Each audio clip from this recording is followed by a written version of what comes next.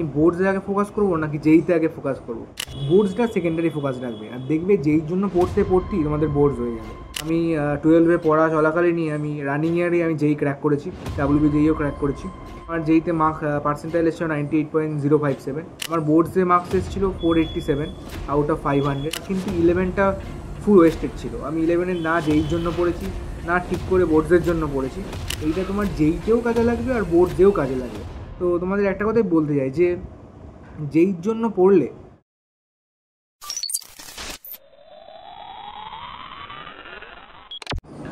Hi everyone, welcome to Bong study hub. আমি দেবার্য। আজকে তোমাদের একটা মেজর ডাউট যেটা সবার মনে এসেছে এবং অনেকের গার্জেনের মনেও এই একই কোশ্চেন এসেছে যে দাদা, আমি কি বোর্ডসের সাথে যেই ক্র্যাক করতে পারবো? বোর্ডসে আগে ফোকাস করবো নাকি যেইতে আগে ফোকাস করবো? দাদা, আমি কি যেইর জন্য প্রিপারেশান করলে আমি কি আমার কি বোর্ডসও ভালো হবে? এই সলিউশন, এই বিষয়ে আজকে আমি এই ভিডিওটা বানাতে চলেছি। তোমরা ভিডিওটা লাস্ট অবধি দেখো। তো প্রথমে আমি যেটা বলতে চাই, আমি আগে একটু নিজের সম্বন্ধে বলি।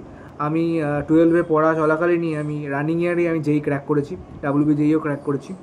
তো আমার যেইতে পার্সেন্টাইল এসেছিল 98.057। আমার বোর্ডসে মার্কস এসেছিলো 487 আউট অফ 500।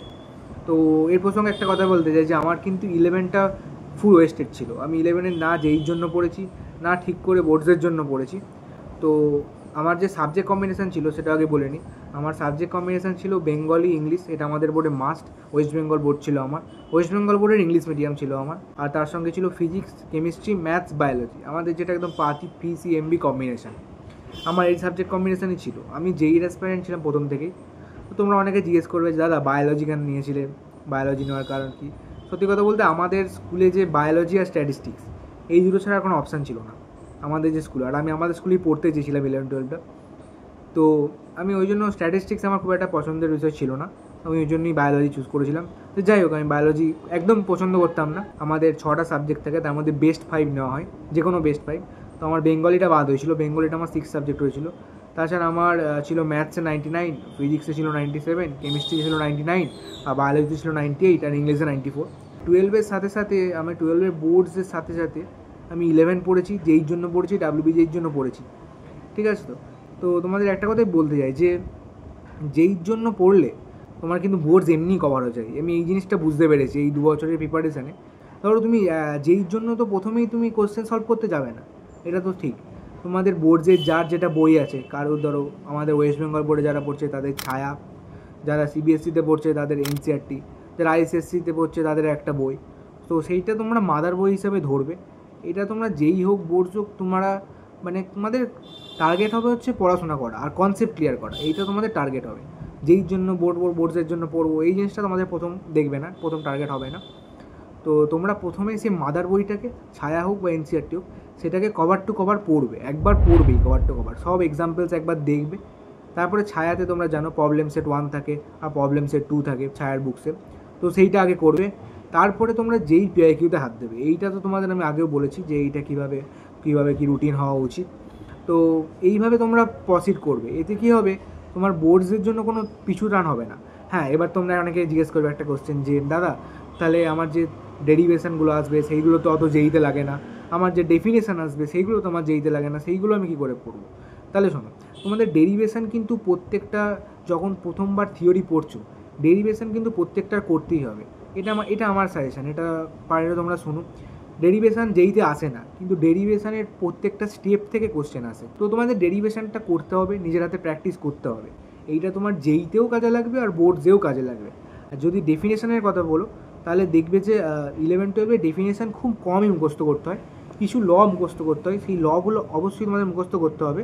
এবং এই লগুলো থেকেও কিন্তু ভেবো না যে লগুলো যদি মুখস্থ করো সেটা বেকার হবে যেইর জন্য। যেইতে কিন্তু ল থেকেও ডাইরেক্ট কোশ্চেন আসে। ধরো Lenz law, on which principle এটা বেস, কনজারভেশন অফ এনার্জি নাকি কনজারভেশন অফ মোমেন্টাম, এরকম কোশ্চেন আসে। যেই PIQটা কিন্তু তোমাদের করতেই হবে, যারা যেই তোমরা অ্যাসপাইরেন্ট, যেই হোক, নিট হোক, ডাব্লিউবি যেই হোক, তোমাদের ওইটার PIQটা থিওরি, প্রবলেম সেট, এগুলো ক্লিয়ার করে তোমাদের করতেই হবে ওইগুলো। ঠিক আছে? তো এবার তুমি বারবার বোর্ডসের মক টেস্ট দিচ্ছ, বোর্ডসের পরীক্ষা দিচ্ছ, আমি বলবো সেইগুলো করো না। বোর্ডসের মক টেস্ট তোমরা পুরো সিলেবাস কমপ্লিট হয়ে গেলে তারপরে তোমরা করবে। আর তোমরা যেই মক টেস্ট দেবে বারবার। ঠিক আছে? তো তোমাদের আমি যেটা বলতে চাই যে তোমাদের যেইটা হচ্ছে প্রাইমারি হবে আর বোর্ডস হচ্ছে সেকেন্ডারি হবে। এবং যেইর জন্য পড়তে তোমার টার্গেট থাকবে যে আমি যেইর জন্য পড়ছি। তো আমি আমার নিজের কথা বলি, আমি কোনো দিন বোর্ডসের জন্য আলাদা করে পড়িনি। আমি সত্যি কথা বলছি, আমার টিচার ছিল, আমি বোর্ডসের জন্য পড়তে যেতাম, আমি প্রচুর কামাইও করতাম বোর্ডসের জন্য, ঠিক আছে তো। মানে আমি ধরো আমার বেঙ্গলি টিচার ছিল, বেঙ্গলি পড়তে যেতাম 2 মাসে 1 বার কি 2 বার, ইংলিশ পড়তে যেতাম সেম 2 মাসে 1 বার কি 2 বার। তো এই সাবজেক্টগুলো বেঙ্গলি আর ইংলিশ, এইগুলো তোমরা এক্সামের আগে পড়ো, আমি এটা মানে বলছি তোমাদের সাজেশান হিসাবে। আর টিচারের কাছে তোমরা যাও, আমি এমন বলছি না যে একদম না যেতে, মাঝে মধ্যে যাও, কিন্তু ফিজিক্স, কেমিস্ট্রি, ম্যাথস এই তিনটে তোমাদের প্রাইমারি ফোকাস হবে, এই তিনটের ওপরেই তোমরা বেশি করে ফোকাস করবে। আর তোমাদের যাদের বায়োলজি আছে, স্ট্যাটিস্টিক্স আছে, জিওগ্রাফি আছে, এগুলো ছাড়া তারা তোমার ওইগুলো ফোকাস করবে, কিন্তু সপ্তাহে যেন সেটা একদিন হয়, এটা তোমাদের স্ট্র্যাটেজি।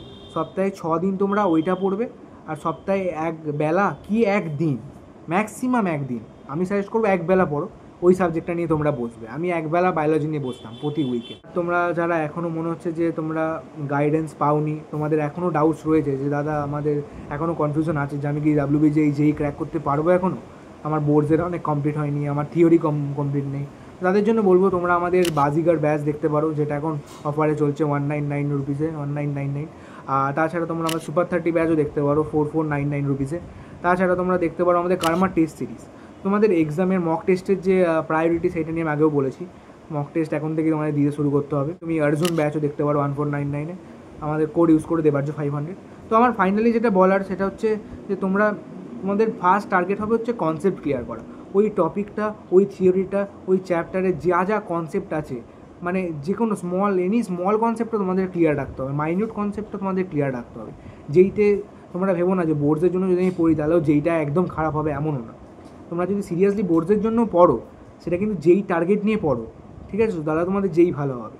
তাই আমি বললাম তোমরা বোর্ডসের মক টেস্ট, তারপরে বেঙ্গল, ইংলিশ, তোমাদের সাবজেক্টগুলো, এইগুলোর উপর কম ফোকাস করো। আমি নিজে দেখেছি, আমার সাথে আমি যেই জন্য শুধু পড়াশোনা করেছিলাম, সত্যি কথা বলছি, আমার বোর্ডসে 487 আসবে আমি এটাও এক্সপেক্ট করিনি, আমি নিজের বেস্টটা দিয়ে এসেছিলাম।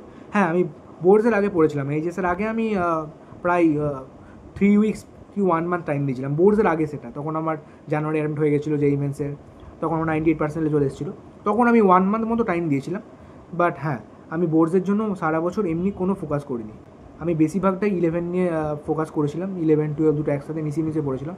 আমার 11টা ব্যাকলগ থাকার জন্য আমি 11টা আগে পড়েছিলাম। তো আমার ওই জন্য আমার যে টেস্ট হয়েছিল আমাদের স্কুলে, বোর্ডসের যে টেস্ট হয় একটা, তোমাদের যে মক টাইপের, ওই টেস্টে আমার খুব বাজে নাম্বার এসেছিলো, ঠিক আছে তো, আর 80%, 85% মতো নাম্বার এসেছিলো। তো যাই হোক, তো তোমাদের ওটাই বলতে চাই আমি যে তোমরা যেই জন্য কনসেপ্ট ক্লিয়ার করো বোর্ডসের বই থেকে, তারপরে যেই PIQ করো, বোর্ডসের মক টেস্ট এইগুলো শুধু এক্সামের আগেই দাও, আর সাবজেক্টগুলো শুধু এক্সামের আগেই পড়ো। তো যেই তোমাদের প্রাইমারি হবে, বোর্ডস তোমাদের সেকেন্ডারি হবে। দেখো, থ্যাংক ইউ।